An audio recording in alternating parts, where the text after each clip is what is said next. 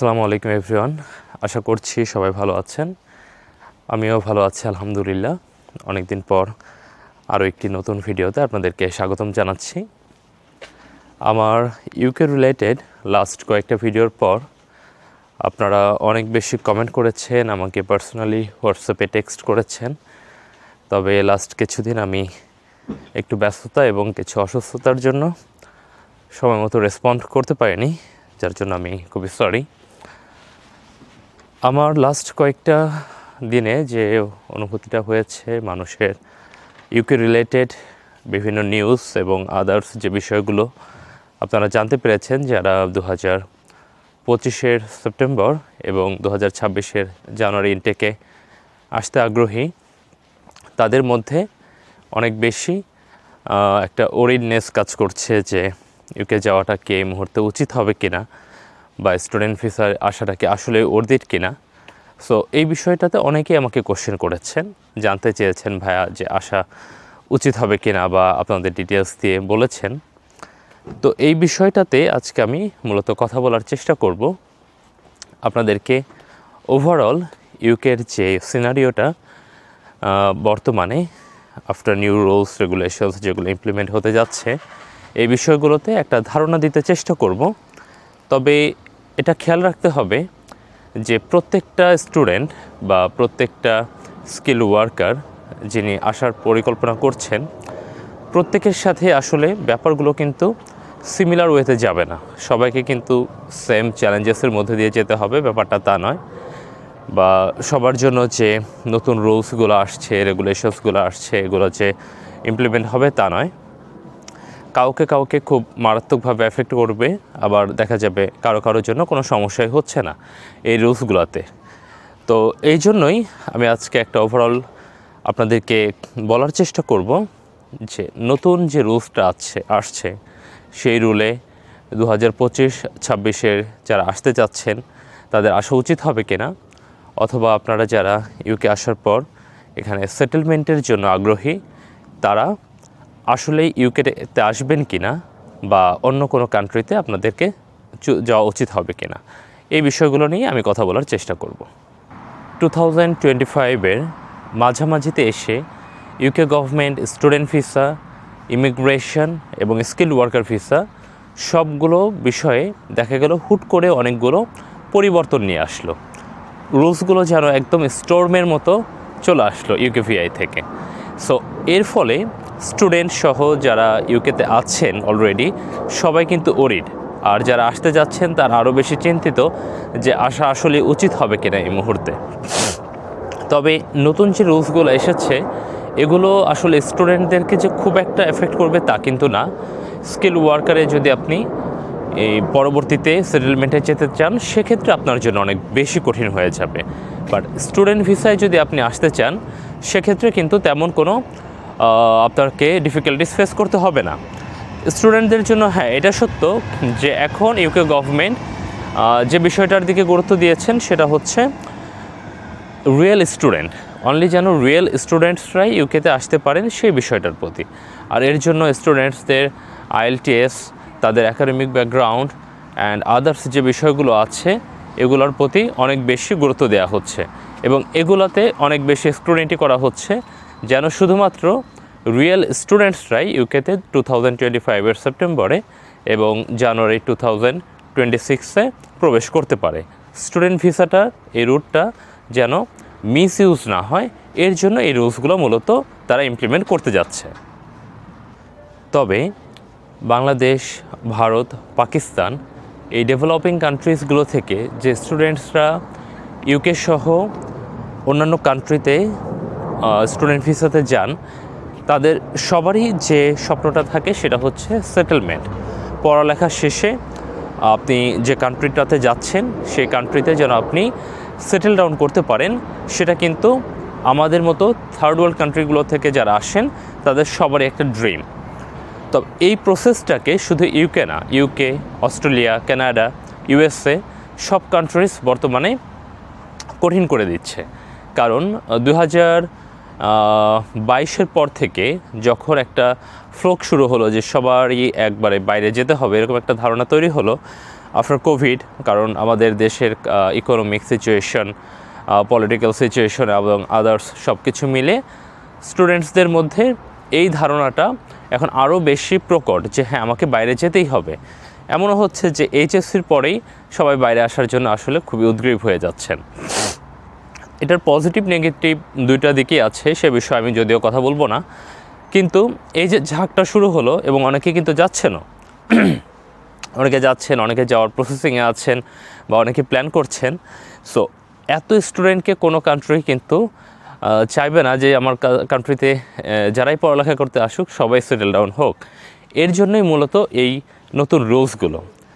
ইউকেতে আইএলআর রুটটা 1-2 বছর আগেও খুব ইজি ছিল, লাইক 5 ইয়ার্স যে রুটটা এখনও আছে, তবে রিকোয়ারমেন্টগুলো এখন চেঞ্জ হয়ে গেছে। বেসিক যেই স্যালারি স্ট্রাকচার ছিল অথবা আপনার যে অকুপেশনাল শর্টলিস্টগুলো ছিল সেগুলোর কিন্তু এই 2025 সালের জুলাই মাস থেকে 22শে জুলাইয়ের পর থেকে নতুন নিয়ম অনুসারে অনেক বেশি চেঞ্জ হয়ে গেছে। অনেকগুলো অকুপেশনাল শর্টলিস্ট থেকে বাদ দিয়ে দেওয়া হয়েছে এবং যে স্যালারি থ্রেশহোল্ডটা ছিল, যে স্যালারিটা পেলে আপনি এখানে আইএলআরের জন্য আবেদন করতে পারতেন অথবা আপনার স্পন্সর্ড ওয়ার্কের জন্য আবেদন করতে পারতেন, স্কিল ওয়ার্কার ভিসাতে যেতে পারতেন, সেই রুলসগুলোতে পরিবর্তন এসেছে। থ্রেশহোল্ডগুলো বাড়িয়ে দিয়েছে। স্যালারি যেমন বর্তমানে স্কিল ওয়ার্কারে শিফট হতে গেলে 42,000 পাউন্ড প্রতি বছর স্যালারি দেখাতে হবে, যেটা গত বছরও ছিল 37,000 পাউন্ড, অ্যান্ড তার আগে অনলি 25,000 এবং তারও আগে মাত্র 19,000 পাউন্ড ছিল। সো দেখা গেল যে জাস্ট গত 3 থেকে 4 বছরের মধ্যে এই বিষয়টাকে ওরা অনেক বেশি বাড়িয়ে দিল, স্যালারি থ্রেশহোল্ডটাকে, যেন যে কোনো জবে এসেই এখানে সেটেল ডাউন না করা যায়। কারণ অনেক বেশি নাগরিক সুবিধা যারা এখানে আইএলআরে চলে যান তাদেরকে গভর্নমেন্টকে দিতে হয়, যেটা আসলে ইউকে গভর্নমেন্টের ইকোনমিক্যালি ডাউনগ্রেডের কারণে এবং অন্যান্য কারণে বর্তমানে সম্ভব হচ্ছে না, তারা ভীত। তবে সেটেলমেন্ট যে একেবারেই হওয়া যাচ্ছে না ব্যাপারটা কিন্তু তা না। এখনও অনেকগুলো অকুপেশনাল শর্টলিস্ট আছে যেগুলোতে আপনারা চাইলে কম স্যালারি থ্রেশহোল্ডেও আইএলআর নিতে পারবেন বা স্পন্সর জবে যেতে পারবেন। আইএলআরের চিন্তাটা যেমন অনেক বড় একটা বিষয়, যদিও এটা অনেক পরের বিষয়, তবে আসার পরপরই যে বিষয়টার যে চ্যালেঞ্জেসগুলো আপনাকে এখন ফেস করতে হবে, যেমন increasing house rent, scarcity of jobs, এই বিষয়গুলো নিয়ে আপনাদেরকে আমার মনে হয় যে যারা আসছেন তাদেরকে বেশি ওরিড হওয়া উচিত। আমি আগেও বলেছি, আপনারা যে যে ফিল্ড থেকে আসছেন চেষ্টা করবেন যে আপনারা কিছু বেসিক স্কিল জেনে আসার জন্য, বেসিক কিছু স্কিল শিখে আসার জন্য, লাইক ড্রাইভিং, কিছু কাজের এক্সপিরিয়েন্স। আপনি যে কাজে এক্সপিরিয়েন্স গেইন করতে পারেন, কোনো অসুবিধা নেই। এখানে অনেক ধরনের জবের অপরচুনিটিস আছে। আপনি কিছু সার্টিফিকেট কোর্স করেন, এই কোর্সগুলো এবং আপনার এই স্কিলগুলো আপনাকে জব পেতে এখানে হেল্প করবে এবং ইনিশিয়ালি আপনি টিকে যেতে পারবেন। তবে যারা আসছেন অনেকে আমাকে জিজ্ঞাসা করছেন যে আমি কি এখানে যে ইনকাম করে আমার টিউশন ফি এবং অন্যান্য সব কিছু ম্যানেজ করতে পারবো কি না। আমি বলবো যে বর্তমান প্রেক্ষাপট অনুসারে এটা খুবই চ্যালেঞ্জিং এবং 100 জনের মধ্যে 5 জনও এটা পারবে কিনা আমার সন্দেহ আছে। এই বিষয় নিয়ে আসলে বেশি এই বাড়িয়ে কথা বলছি না, আমি যেটা দেখছি সেটা আমি বলছি। আমার যারা ছোট ভাই আছে বা আমার সাথে যারা এসেছেন, কোনোভাবেই এখানে স্টুডেন্ট থাকাকালীন অবস্থায় কেউ যদি একা আসেন, আপনার টিউশন ফি আদার্স আপনি ইনকাম করে ব্যবস্থা করতে পারবেন না। কিছু অংশ আপনি পারবেন, পুরোটা কখনোই পসিবল না। আপনাকে ভালো একটা সাপোর্ট রাখতে হবে এবং শোনা যাচ্ছে যে সামনের বছরগুলোতে হয়তো বা ইউকে গভর্নমেন্ট তাদের যে টিউশন ফিগুলো, ইউনিভার্সিটি টিউশন ফিগুলো, সেগুলো আরও বাড়ানোর পরিকল্পনা করছে। সো তখন কিন্তু ব্যাপারটা আরও বেশি কঠিন হয়ে যাবে। স্টুডেন্ট ভিসাতে ইউকে আসার আরও একটি অন্যতম কারণ হতে পারে ইউকের ভ্যাস্ট যে এশিয়ান বেসড কালচার আছে সেটা। আমার অনেক বন্ধু আছে যারা ইউরোপের বিভিন্ন কান্ট্রিজগুলোতে থাকেন, আয়ারল্যান্ড, ডেনমার্ক, কানাডা, অস্ট্রেলিয়াতেও ফ্রেন্ডস আছে আমার। অস্ট্রেলিয়ার এনভায়রনমেন্ট অনেকটা ইউকের মতোই বলা যায়। তবে ইউকেতে আমি যেহেতু আছি, আমি ইউকের ব্যাপারে বলতে পারি ইউকের এনভায়রনমেন্টটা এবং এখানকার যে কালচার সেটা আমাদের এশিয়ান পিপলদের জন্য খুবই সুইটেবল। মোস্টলি যারা ম্যানচেস্টার, বার্মিংহাম এবং লন্ডনে থাকেন তাদের মধ্যে আসলে বাঙালি যে কালচারটা সেটাকে যে প্রিজার্ভ করার যে ব্যাপারটা বা বাঙালি যে কমিউনিটিটা সেটা খুবই স্ট্রং। সো আপনারা যারা স্টুডেন্ট ভিসাতে ইউকে আসতে চান, আমি এই জন্যই ইউকেটাকে প্রিফার করি। আমি যদি ব্যক্তিগতভাবে বলেন যে আমি চাইলে এখানে বাঙালি যে এনভায়রনমেন্টটা সেটার সাথে মিশে যেতে পারি। আমাদের যে কমিউনিটিটা আছে সেটা খুবই ভালো। একাকিত্বের যে ব্যাপারটা, বাইরে আসাটাই তো আসলে সব কিছু না। একাকিত্ব যেমন থাকবেই, যেহেতু ফ্যামিলিকে ছেড়ে আমরা এখানে আসছি, তবে ইউকেতে সেটা অন্যান্য দেশের তুলনায় একটু হলেও আপনি কম ফিল করবেন, কারণ এখানে আমাদের যে এশিয়ান কমিউনিটিটা সেটা আমার কাছে মনে হয়েছে অনেক বেশি স্ট্রং।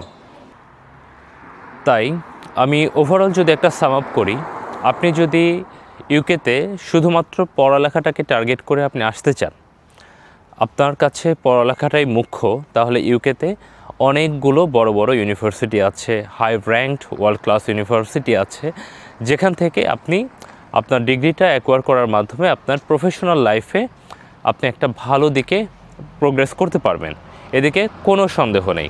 তবে এক্ষেত্রে আপনাকে যে জিনিসটা মাথায় রাখতে হবে যে খরচের ব্যাপারটা।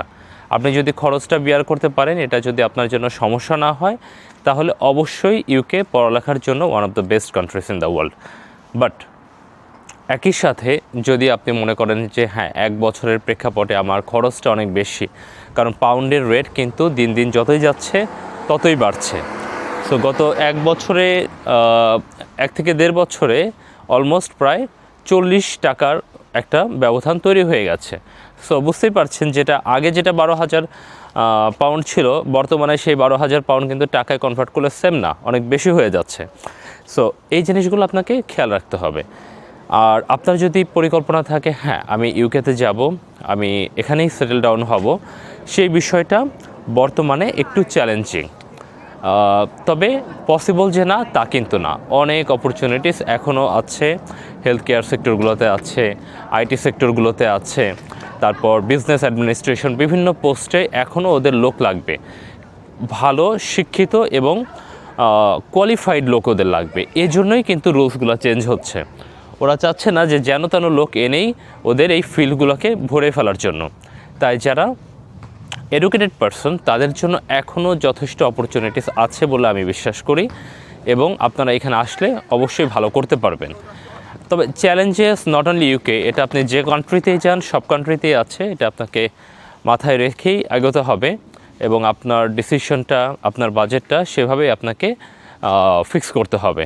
অ্যান্ড ইনশাল্লাহ আপনারা এখানে আসার পর দেখা যাবে অনেক opportunities, not only UK, Europe, America বা আদার কান্ট্রিজগুলোতেও কিন্তু মুভ করার পসিবিলিটিটা, বা আপনি যদি এখান থেকে একটা ভালো অ্যামাউন্ট গুছিয়ে ফেলতে পারেন আপনার পিএসডব্লিউতে বা আদার জবের মাধ্যমে, সেক্ষেত্রেও কিন্তু আপনি ইজিলি যে কোনো দেশে মুভ করতে পারবেন। অথবা আপনি যদি আপনার কান্ট্রিতেও ব্যাক যেতে চান, বাংলাদেশেও যদি ব্যাক যেতে চান, আপনি যদি এখান থেকে একটা ডিগ্রি নিয়ে যান এবং একই সাথে কিছু আপনি ব্যাকআপ নিয়ে যেতে পারেন, এটা কিন্তু আমি বলবো যে অবশ্যই অর্থিত। এটা শুধুমাত্র ইউকেতে বা বাইরের দেশগুলোতেই পসিবল। আমাদের দেশে পড়ালেখার সাথে সাথে টাকা ম্যানেজ করা, যেটা দিয়ে আমি পরবর্তীতে কিছু একটা করব, বিজনেস করব বা কোনো কিছু করব, এটা আসলে অনেক ক্ষেত্রেই অসম্ভব হয়ে দাঁড়ায়। সো যারা বাইরে আসতে চাচ্ছেন অবশ্যই আসার চেষ্টা করুন। আপনারা এখানে আসার পর এখানকার পরিবেশগুলোর সাথে আস্তে আস্তে অ্যাডজাস্টেড হয়ে যাবেন, এবং অনেক বেশি অপরচুনিটিস আপনাদের সামনে তখন তৈরি হয়ে যাবে। নট অনলি ইউকে, আপনারা ইউকের বাইরেও তখন চিন্তা করতে পারবেন। সো যারা আসছেন, যারা চিন্তিত, তাদের উদ্দেশ্যে আমি আবারও বলছি যে চ্যালেঞ্জেস আছে, চ্যালেঞ্জেসগুলো ওভারকাম করার জন্য আপনাদেরকে চেষ্টা করতে হবে, সেভাবে প্রিপেয়ার করতে হবে। বাট স্টুডেন্ট ভিসা বা আপনারা যে ভিসাতেই আসুন না কেন, আসার পর অনেক অপরচুনিটিস আছে যেগুলো আপনারা গ্র্যাব করতে পারবেন এবং ভালো করতে পারবেন। তাই 2025 এবং 26 সালে যারা আসছেন তাদের জন্য শুভকামনা রইল। দেখা হবে নেক্সট কোনো ভিডিওতে। আর অনেকেই আমাকে জিজ্ঞাসা করছেন যে সেটেলমেন্টের কী ওয়ে আছে এখানে, এই বিষয়গুলোতে পরবর্তীতে নেক্সট কোনো ভিডিওতে আমি কথা বলবো। থ্যাংক ইউ এভরিওয়ান, দেখা হবে নেক্সট কোনো ভিডিওতে।